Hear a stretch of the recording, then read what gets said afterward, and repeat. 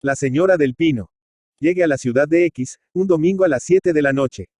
En ese momento, mi amigo, confundido entre una multitud de personas, recorría el andén mientras observaba el interior de los vagones. Se llamaba Julio Serrano. Frisaba en los 32 años. Era alto, fornido, de juicio recto y muy animoso. Habíase graduado en medicina a los 27 años. Médico al fin, resolvió establecer su consultorio en uno de los pueblos cercanos a la capital, donde casó un año más tarde, con la hija de un rico negociante, hermosa mujer, que lo mostraba con orgullo en los salones, cual si hubiese hecho una adquisición rara y costosa. Posella, Julio, en extremo, ese don que tienen algunos hombres, de agradar al primer golpe de vista. Su gran cultura le permite colocarse en un plano de inferioridad intencionada, cosa que le había valido la sonrisa de las mujeres y la confianza de los hombres. Se hizo médico de moda. Se hizo ese ser necesario, enigmático, que penetra en las alcobas suntuosas, lento y desdeñoso. Y aun cuando él me asegurara en sus cartas que en el transcurso de 3 años, solo había hecho 3 curas, sus triunfos comenzaban a celebrarse en la capital. Me dirigí a él, llamándole, y como sucede generalmente en esos casos, solo me vio cuando le tuve abrazado. Al diablo. Como no te vi, exclamó con alegría. Ahí está el peligro de ver las cosas muy de cerca, contesté riendo. Nos abrazamos de nuevo, y el cariño que nos unía desde tanto tiempo, acreció en aquel instante. Entramos en una de las salas de espera y nos sentamos. Preguntaba él, preguntaba yo. En un breve plazo revivimos los hechos principales en los cuales habíamos actuado separadamente. Y así, después de haber formado esa red de comunicación que tejen las ideas y los sentimientos, nos pareció que no había mediado entre nosotros ausencia alguna. Vamos, me dijo, es la hora de cenar. Conocerás a mi mujer y al chico. Es muy travieso. Me entretiene mucho. Subimos a un coche casi heráldico, de estructura particular, tirado por un solo caballo, especialmente negro, sobre cuyo pecho y ancas, se quebraban líneas difusas de luz. El cochero tomó una de las calles laterales de la población y tendió al caballo en un trote sostenido. La noche era cálida y húmeda. Se sentía penetrante el olor de las granjas vecinas, ese olor enervante que afloja los músculos y da a los sentidos la vaguedad deliciosa, sensual que produce el ensueño. Al mismo tiempo que hablaba observaba hacia afuera. Hacia allá algún tiempo que habíamos penetrado por un camino bastante ancho, guarnecido por una doble fila de chopos antiguos, soberbios, que daban a la distancia impresión de murallas. Debíamos haber salvado la ciudad sin pasar por ella, porque a derecha e izquierda, la campiña lo abarcaba todo. Este camino es muy hermoso, dijo Julio, sin contar con que es el trayecto más directo para llegar a casa. Y añadió, después de una pausa, si estuvieras acostumbrado al lugar, alcanzarías a divisar mi quinta. Ala, ¿no notas una mancha gris? A un costado de aquella arboleda, sobre el camino. Mire en la dirección indicada, pero no lograba distinguir nada. El fondo del paisaje se me presentaba monótono, de una obscuridad igual.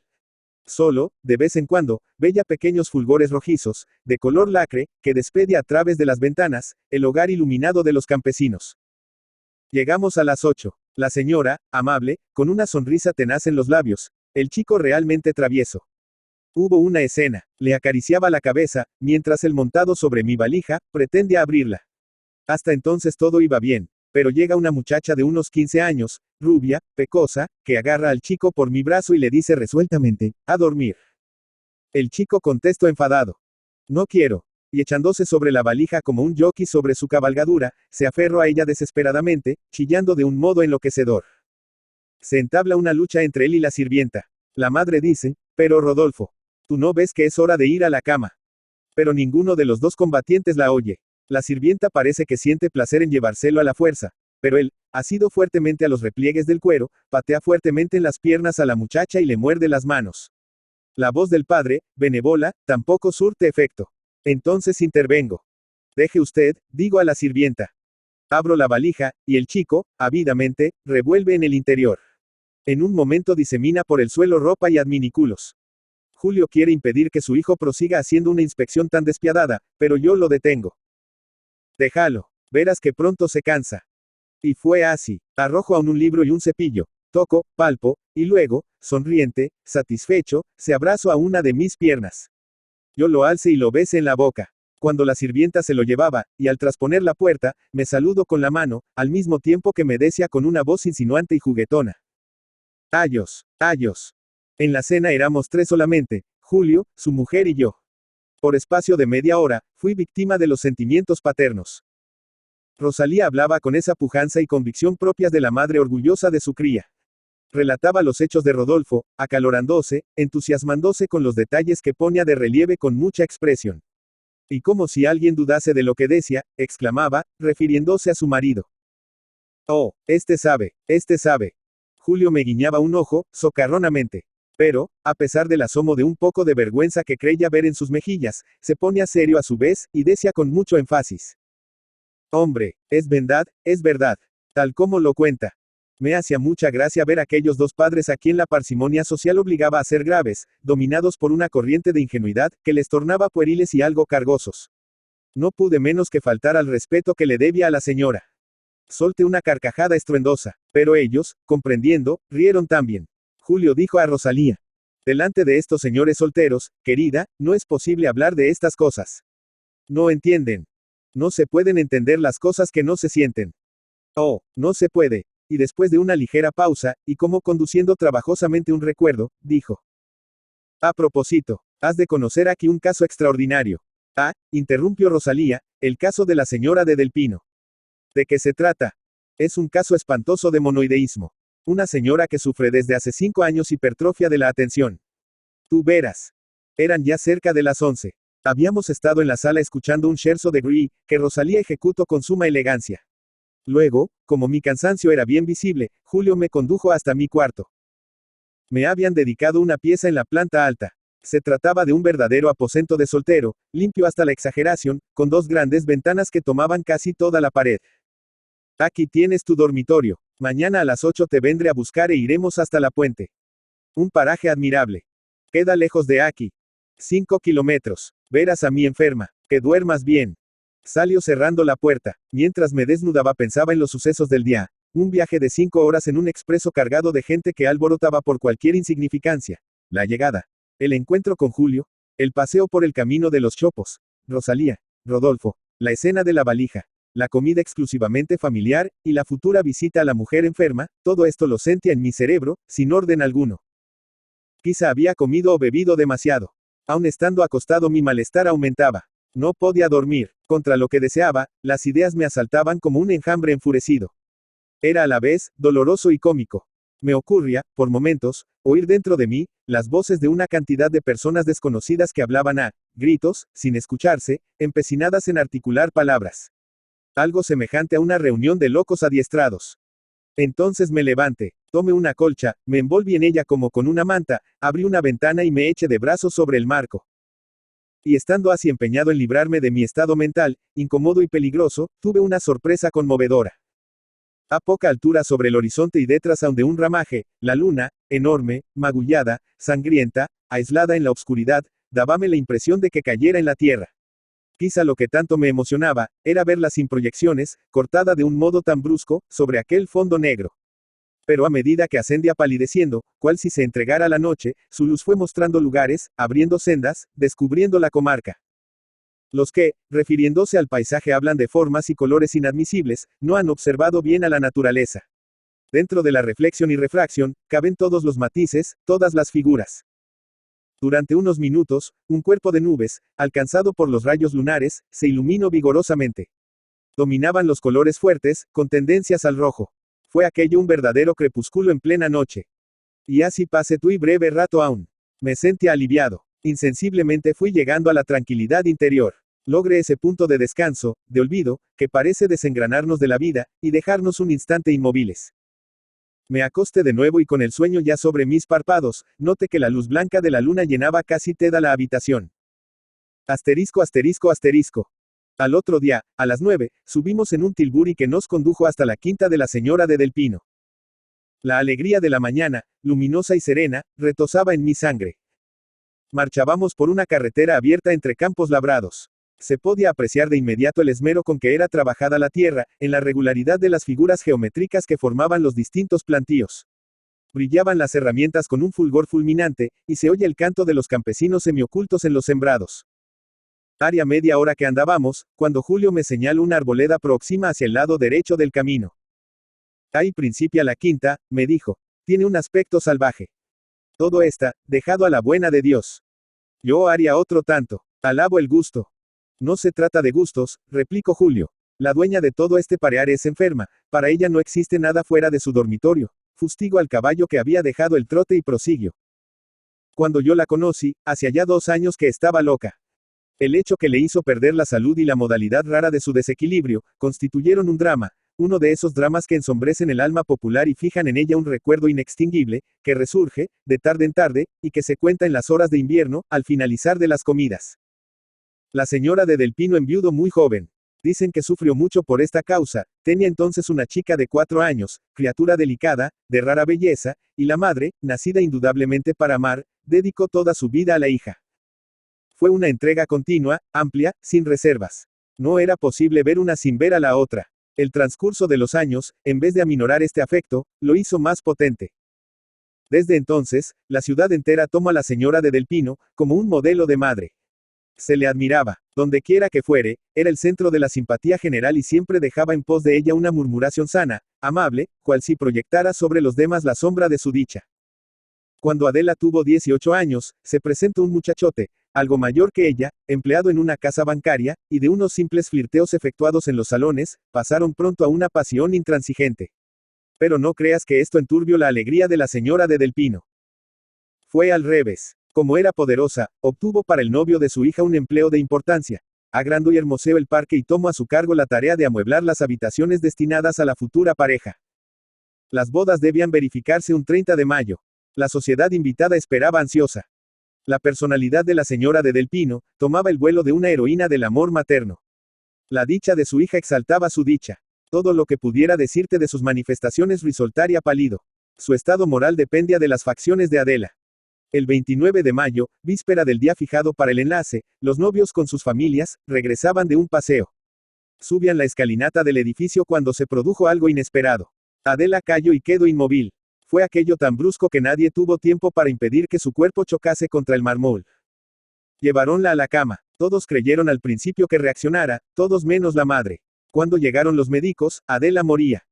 No fue posible ocultar nada a la madre. Un fuerte ataque ansioso la mantuvo fija junto a la cabecera de la moribunda. Su dolor era imponente. Aún hoy, cuando los testigos recuerdan el suceso se emocionan. Una veintena de personas enmudecidas rodearon el cuerpo exánime de Adela y solo se oye la respiración estentórea de la señora de Del Pino. Pasó un mes, y cuando todo parecía vuelto a lo normal, la pobre madre, sufrió de nuevo otro ataque idéntico al primero. Pero esta vez, su presencia se caracterizó como un verdadero síndrome morboso. Los médicos pudieron constatar que la enferma había retrocedido un mes en su existencia. Hablaba de su hija como si viviese y razonaba del mismo modo que razonan los sanos.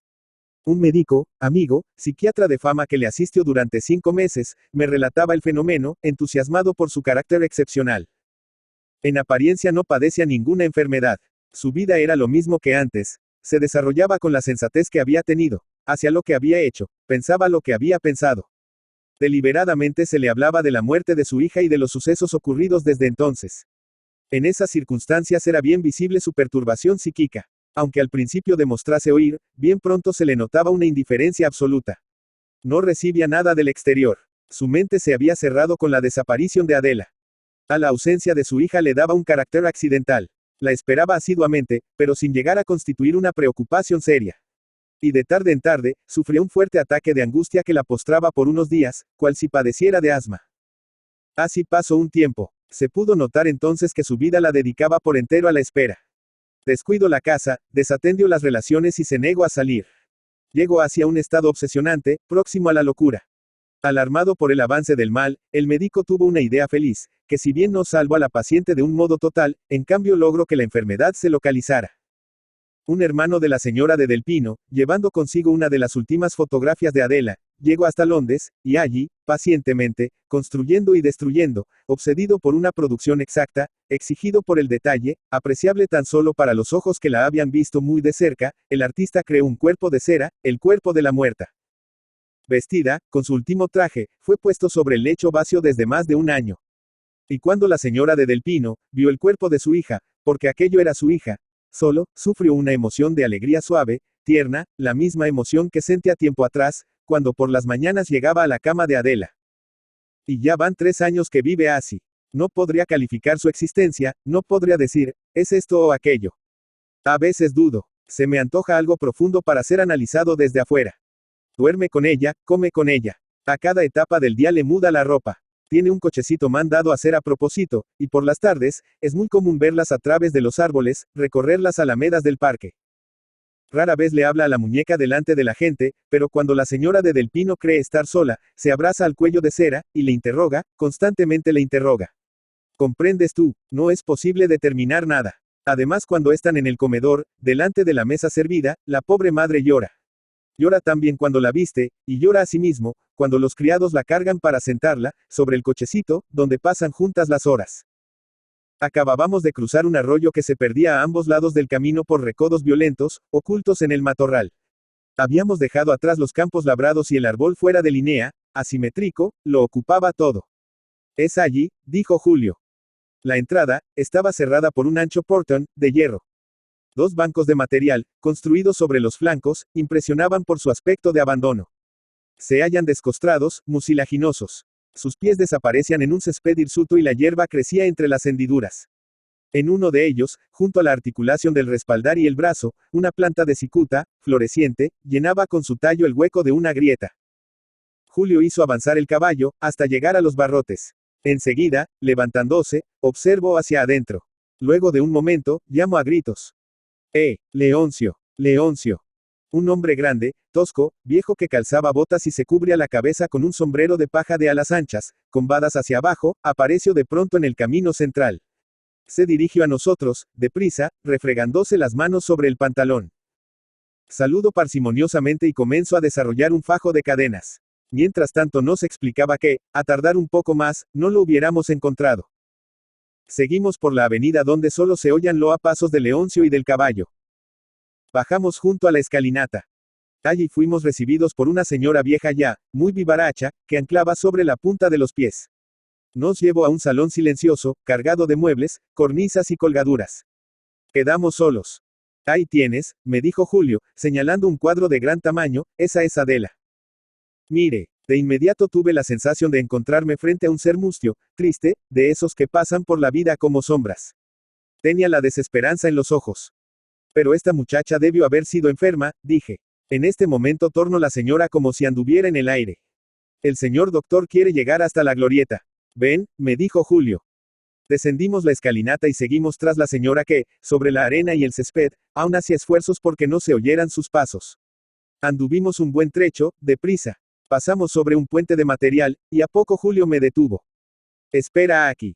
Le seguí con la vista. Estábamos al lado de la glorieta. Distinguía perfectamente la coloración del vestido femenino a través de la malla verdosa. En este momento recordé estas palabras de mi amigo, no es posible determinar nada, y me sentí algo cohibido. Si la señora de Del Pino llegara a comprender el verdadero interés de mi visita. La misma mujer, arrugada y vivaracha se acercó. El señor quiere venir. Cuando llegue, la señora de Del Pino estaba colocando sobre la mesita un trabajo de hilados. Julio me presentó. Ella inclinó ligeramente la cabeza y enseguida, lavando con firmeza los ojos en mí, dijo lentamente. Mi hija Adela. Mire, y no obstante de tener conocimiento de aquel ser de cera, sufrí una sorpresa fuerte, inhibitoria. Era una verdadera mujer, débil, con la clorosis en el rostro, que miraba distraídamente hacia el suelo. Y la impresión de aquella muñeca y lo ridículo de la escena, me entorpecieron de tal modo, que no pude decir nada. Solo atiné a sonreír y le hice un movimiento de cabeza, brusco, semejante a una afirmación rotonda. Me senté sobre un taburete. La señora dijo a Julio. Ayer lo esperamos toda la mañana. Y este, que acababa de saludar a la muñeca con una seriedad increíble, contestó sentándose frente a mí. Ayer pasé hasta la 1 de la tarde en el hospital. Operé a un hijo del comandante Ventura. Del comandante Aventura. ¿Cuál de ellos? Luis. ¿Cáncer, acaso? Es verdad. Pobre gente, toda esa familia padece de lo mismo. Tomó una de las manos de su muñeca y comenzó a acariciarla. Después de una pausa, dirigióse a mí. Entonces, son ustedes muy amigos. Mucho, señora, hace tanto tiempo, ¿verdad? Dije dirigiéndome a Julio. Toda nuestra vida, contestó. La señora de Del Pino, bajó las cejas y preguntó con verdadero interés. ¿Son ustedes amigos desde niños? Sí, señora, y aun cuando median entre nosotros separaciones prolongadas, nuestro afecto no disminuye jamás. Se hizo una ligera pausa y ella dijo. Es cierto, existen afectos indestructibles. Un ligero rubor le iluminó un instante la cara y se apagó. Fue semejante a una guiñada, algo así como si una luz interior hubiese enfocado el rostro. Julio me miró de un modo significativo. Yo entendí. Sin quererlo había tocado la herida de su infortunio. Ella se acercó más a su hija, y comenzó a estirar suavemente uno de los brazos que pendían sobre su pecho. Y cariñosa, haciendo visibles esfuerzos por sostener el atropello de su mente, dijo a Julio, ¿le agrada a usted este kimono? Es muy elegante, contestó este. Ella prosiguió. Ah, he trabajado mucho en él. No crean ustedes que me lo mandaron así. El corte me satisfizo. Pero en cambio, el cuello y los puños eran horribles. El color caqui la ensombrecía. Daba pena verla. Entonces hice este encaje veneciano, yo misma, sin ayuda de máquina que bien le está. No es cierto. En efecto, el color champagne del tejido, junto a la cabellera rubia y al aspecto seco de la cera, difundía por la cara y sobre el pecho escotado, una suave claridad. La señora de Del Pino, se había levantado y pasaba sus manos sobre el trabajo. A través del encaje se veían sus dedos, nerviosos, apresurados, revisando los rosetones, las hojas, las presillas, combas y erectas como estambres. Yo, repuesto ya, la observaba con mayor entereza. Tendría 40 años, y era alta, amplia, morena, bestia con sencillez refinada y su pelo caía por las espaldas hasta las caderas. En cuanto a la expresión de su rostro tenía un tinte especial. Parecía el rostro de una actriz en el momento culminante del drama. Una potencia sensorial le contraía los músculos continuamente. Julio dijo. Para hacer ese trabajo, es necesario una gran dedicación. Oh, sí, prorrumpió ella con vivacidad. Sobre todo cuando uno se impacienta. Creía no terminarlo nunca. Se sentó nuevamente, apretando entre las suyas, una de las manos de cera. Aspiró con fuerza el aire y prosiguió. Pero es una gran dicha hacerlo para ella. Todos los días al levantarnos, me parece que le falta algo, algo que depende de mí. Su rostro volvió a colorearse progresivamente y quedó así, encarnada. En su epidermis ondulaba la luz, como ondula sobre el paisaje cuando las nubes vagabundas interceptan el sol. Hablaba con dificultad, arrastrando la idea sobre la palabra. Era bien visible el esfuerzo suyo por no decir lo que sentía, profirió algunos pensamientos quebrados que no pudo detener, y pasando el brazo por la cintura de su hija estuvo durante un breve tiempo, muda, temblorosa, jadeante, mirando hacia adentro. Julio parecía no sentir nada, debía estar acostumbrado. En cambio, yo, frente a aquella mujer, experimentaba una piedad desgarrante. Hubiera preferido no ver. Dirigí una mirada a mi amigo como diciéndole, ¿por qué no intentas algo? Tú, que eres médico, no puedes. Él enarcó las cejas y levantó los hombros. Fue un gesto de resignación. Entonces dejé mi asiento y me acerqué a ella. No, sabía a punto fijo para qué. Me obsediaba aquel sufrimiento y quería concluir con él. Imaginaba medios distintos que desdeñaba de inmediato por considerarlos impotentes. Por poco digo. Señora, no sufra usted así. Su dolor es negativo, absolutamente. Acepte usted la muerte de su hija. Eso que tiene al lado, es una simple muñeca contra la que estrella usted su existencia. No hay que mirar a la muerte como un mal, al contrario, es un bien. No es usted católica, no cree usted en la teoría del retorno. Los seres no se pierden. Convenzase usted de todo esto y se salvara. Pero, cuando fui a hablar, la expresión de su mirada me detuvo. Comprendí hasta dónde hubiese sido estúpido mi discurso, vacío como su hija. Retrocedí avergonzado. Entonces ella, inmóvil todavía, dijo con la voz cascada como un sollozo. Hablará, y luego dirigiéndose a Julio, humilde, suplicante, vencida, continuo. Doctor, yo lo espero todo de usted. Dé el oro que sea necesario. Porque no habla ya. Hablará, y Julio, contesto con aplomo, hablará. Pasó un momento en silencio. Aquella simple palabra dicha por Julio, había caído sobre la vida de la señora de Del Pino, como esas piedras pesadas que, arrojadas sobre el estanque, remueven todas las cosas. Empezó a hablar, exaltándose, arrebatada por el flujo y reflujo de su pasión, pasando con facilidad del llanto a la risa. Nos contaba su espera, sus momentos de dolor, sus ratos de placer, escenas niñas, extravagantes, sin ningún sentido para nosotros. Y decía, no nos miraba ya, era un turbión de amor que surge omnipotente. Sus pensamientos parecían dirigidos hacia lo exterior, hacia lo general. Se preveía con facilidad que del mismo modo que hablaba en la glorieta, hubiera hablado ante los árboles y ante las piedras del arroyo. No, no, exclamaba, mi hija me llamara. Mi hija, mi Adela. Frenétrica, se hincó ante la muñeca y abrazándose de su cintura, le gritaba. Adela, Adela, se levantó y le besó la boca, la frente, los ojos y siguió besando, sobre el cuello desnudo, sobre la ropa, dándose con los labios sobre toda la extensión del cuerpo de cera. Quedo exhausta, sentada en el suelo, con el mentón apoyado en un muslo de Adela, pero con la mirada fija en el vacío. Yo sufría la misma emoción, más acentuada, casi física. ¿Acaso por cobardía, bien por solidaridad, sentía pesar sobre mí, aquel optimismo brumoso, inicuo y falso? Julio se dirigió hacia la señora de Del Pino, quizá para poner en acción sus medios técnicos, pero no tuvo tiempo. La mujer de los pasos breves, leves, entró en la glorieta. Hecho una ojeada y decisiva, se acercó a su señora, diciéndole con dulzura, las 11. La comida. Creí que no se movería. Fue al revés. Se levantó con presteza y dijo, ¿está José? Sí, señora. Entonces ella, con alguna cortedad, se dirigió a nosotros. Ustedes perdonarán. El almuerzo está servido. Oh, sí, señora, dije, deseando concluir cuanto antes. El encuentro terminaba de un modo brusco, sin despedida. Julio tomó su sombrero. Yo lo imité. Ambos salimos de la glorieta, al mismo tiempo que llegaba un carricoche. Un mocetón rabio bajo de él. Nosotros nos dirigimos hacia el puentecito y allí, a insinuación de Julio, nos detuvimos. Ahora verás qué cuadro más inverosímil, me dijo. Al momento apareció el grupo. La muñeca venía entre la mujer vivaracha y el mocetón. La llevaban cogida por las axilas, como a un convaleciente muy débil. Detrás marchaba la señora de Del Pino, atenta, vivaz. Se oía su voz que decía. Despacito. Tengan ustedes cuidado. Despacito, sus manos habían tomado la cintura de su hija y caminaba sobre un costado. Aquello era ridículo, terriblemente ridículo. No podía conciliar a aquel grupo tan heterogéneo. Viendo a aquellos dos sirvientes, graves, decorosos, mudos, empleando la inteligencia en defender la dignidad absurda de un fantoche que avanzaba con el cuello, independiente del movimiento de las piernas, igual que un avestruz, me venían ganas de reír a carcajadas. Solo que la preocupación ansiosa de la señora de Del Pino, sobrecogía. Ya con sus muslos, ya con sus manos, era la encargada de poner en juego las extremidades inferiores del muñeco. Y este se sostenía sobre sí mismo, afianzado en el mecanismo de sus articulaciones.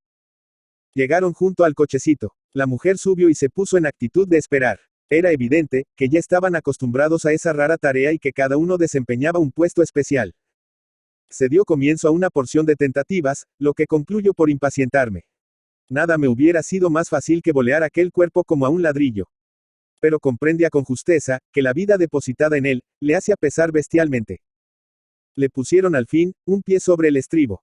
El mocetón tomóla por la cintura sosteniéndola, mientras la señora Del Pino, hacia articular la otra pierna, en tierra aún. La mujer vivaracha, esperaba parada, sobre el coche. Entonces ocurrió algo inesperado. En el instante durante el cual le colocaban uno de los pies sobre el pescante, la muñeca, no sé a causa de quién, trazó en el vacío un arco de círculo y callo de bruces sobre las ancas del caballo. La señora de Del Pino lanzó un alarido desconcertante. José. Y este, apremiado por aquel grito irresistible, olvidándose de la parsimonia que debía al acto, tomó vigorosamente a la muñeca y la plantó en la delantera del coche. Quedó rígida, inmóvil, como un palo. Mantenía el brazo derecho levantado, en ángulo, tocándose con la yema de los dedos, la cabellera rubia y ondulada. Transcurrió un tiempo breve. Nadie hablaba. Por último, la mujer breve, logró colocar la muñeca sobre el asiento. Enseguida bajó. La señora de Del Pino, se pasó repetidas veces las manos sobre la frente. Luego, lentamente, ocupó el asiento al lado de Adela, y acicateando el caballo con las riendas, se dirigió por uno de los caminos. Vamos, dijo Julio. Todavía es probable que la encontremos de nuevo. Por fuerza, tiene que andar por la avenida. Llegamos hasta nuestro Tilbury. Leoncio estaba allí, cuidando el caballo. Este, impaciente, golpeaba con fuerza sobre el pavimento. Empezamos el viaje de regreso, y fue necesario mantener frenado al animal que, a todo trance, quería correr por entre aquella doble fila de árboles gigantes, cuyas raíces solevantaban el terreno e inclinaban con violencia el ligero vehículo. Cerca del portón, y como Julio había previsto, encontramos al carricoche. La señora de Del Pino llamó. Doctor, doctor. Y como viera que éste hacía ademán de bajar, lo detuvo diciéndole, no, no baje usted. No es necesario. Cuando llegó junto a nosotros noté que en su rostro se había efectuado un cambio muy sensible. Se hallaba pálida, demacrada y su expresión era fija. Dijo con la voz muy apagada. He pensado una cosa, doctor, una cosa. No se ofenda usted, no se moleste en venir. Preguntó sorprendido. Que no venga. Sí, creo que no es necesario. ¿Para qué? Levanto los hombres y los dejo caer de golpe. Al hablar sonreía. Esa sonrisa que el desaliento graba en los labios, como un signo maldito. Julio respondió no había una razón fuerte para que sus visitas cesasen. Trato de impresionarla favorablemente y manifiesto, por último, que su decisión trae aparejado un grave conflicto moral que pesaría sobre él. Pero ella no oía ya. Movía la cabeza de izquierda a derecha, en un compás escéptico. Dijo al fin. No, doctor, no, nadie me verá. Nadie, jamás. Sus ojos se empañaron y el llanto que quería detener hipaba en su garganta, tuvo un gesto enérgico. Tiro con violencia de las bridas y entro en la alameda. Con la voz completamente cascada exclamó, adiós. Mande usted por sus honorarios, e hizo correr. Julio, emocionado por primera vez, preguntó con fuerza, ¿es su última resolución? Y la señora de Del Pino, distante ya, sin volver la cabeza, gritaba llorando, no. No venga usted, no venga más. Quedamos un momento inmóviles, sufriendo de frente, aquella huella de desolación que arrojaba en pos de sí, el carricoche. Cuando este desapareció, Julio dijo. Vamos. Salimos. El camino se presentaba ardiente, y desierto. Ninguno de los dos hablaba. El caballo, lo mismo que en la avenida del parque, piafaba, pidiendo rienda, amenazando encabritarse. Cediendo a la presión de mis nervios, dije casi colérico. Suéltale. Cedidas las riendas la bestia manoteó en el vacío y emprendió una carrera fogosa. Retumbaba en la carretera su trote sin ritmo, se estiraba, buscaba el galope, golpeaba con las ancas la delantera del tilburi. Y corría, como si en ese momento, llevaba algo nuestro en su sangre. José Pedro Bellan. José Pedro Bellan, Montevideo, 30 de junio de 1889 Montevideo, 24 de julio de 1930, fue un escritor, maestro y político uruguayo del Partido Colorado, de reconocida labor como dramaturgo, cuentista y narrador. Fue narrador y cuentista, pero como dramaturgo obtuvo el mayor reconocimiento. Amor Drama, fue su primera obra publicada en 1911, por el sello editorial Orsini Bertani. En 1920 estrena en el Teatro Liceo de Buenos Aires Dios te salve, con gran acogida de la prensa argentina. La dramatización de Blancanieves, estrenada en la Casa del Arte, en 1928, contó con una colaboración orquestal que interpretó piezas musicales de Grieg, dirigida por Felisberto Hernández. Su trabajo dentro de la narrativa se inicia en 1914 con Huerco, Cuentos, posteriormente publica Doña Ramona, 1918, novela que retrata el ambiente político, social y psicológico del Uruguay de su tiempo. En 1920 se publica Primavera, un libro de cuentos reeditado varias veces debido a que Educación Primaria lo utilizó como texto escolar. Los amores de Juan Ribolt, Cuentos, y El pecado de Alejandra Leonard, Cuentos, fueron publicados en 1922 y 1926, respectivamente.